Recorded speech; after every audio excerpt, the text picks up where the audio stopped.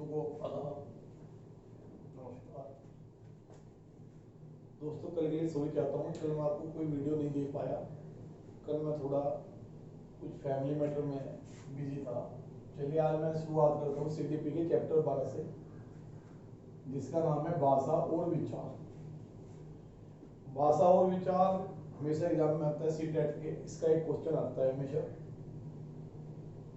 अब इस चैप्टर की जो बिल्कुल जो मैंने पढ़ा है वो लगभग 12 पेज का चैप्टर था, और मैंने उस पूरे चैप्टर को जो CTET में आज तक एग्जाम आए हैं उनके आधार पे सिर्फ 6 पॉइंटों में ही यहाँ आपके सामने लाया हूँ।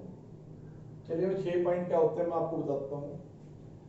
ये स्टेटमेंट कई बार पूछा गया है कि बच्चों के भाषा की क्षमता जन्मजात होती है। यह किसने कहा था?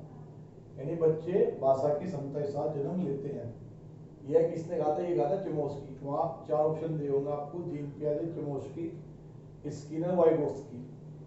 तो जो जन्मजात होती है, जहाँ जन्मजात शब्द आता है वो चमोस्की होता है। एक और शब्द आता है दोस्तों जो मैं आपको बताना चाहता हूँ। एक दिन आता है कि बच्चे अपने ज्ञान का निर्माण स्वयं करते हैं। बच्चे अपने ज्ञान का निर्माण स्वयं करते हैं, ये जीन पियाजे ने कहा।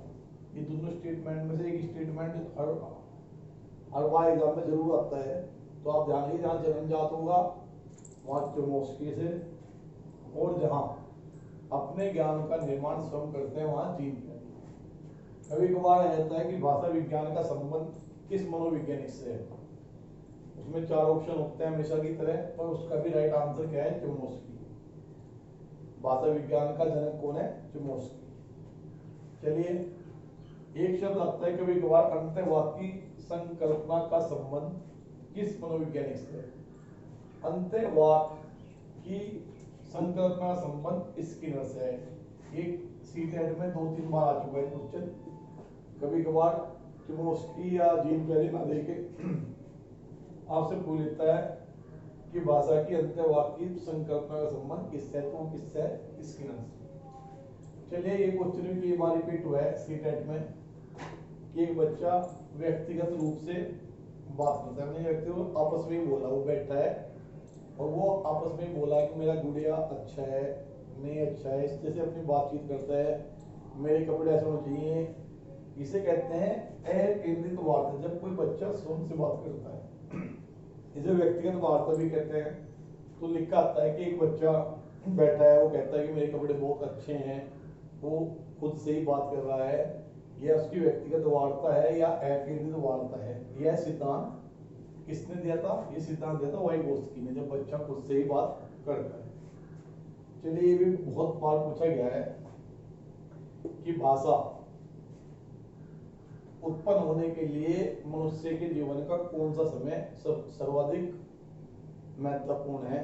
उसमें देखते हैं शैशवावस्था, किशोरावस्था, वयस्कावस्था, वृद्धावस्था।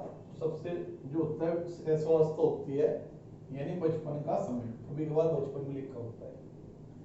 चलिए पॉइंट नंबर 6 और लास्ट, इसमें आपसे पूछा इनमें से कौन सा भाषा विकास के लिए प्रमुख सिद्धांत नहीं है? नहीं में आता है क्वेश्चन। तो मैं आपको बताता हूँ कि भाषा विकास के 3 सिद्धांत है: अनुबंधन का सिद्धांत, अनुकरण का सिद्धांत और परिपक्वता का सिद्धांत। 3 सिद्धांत है, तीनों आपको याद रखने पड़ेंगे। फोर्थ जो आएगा वही गलत होगा। अनुबंधन, अनुकरण और परिपक्वता।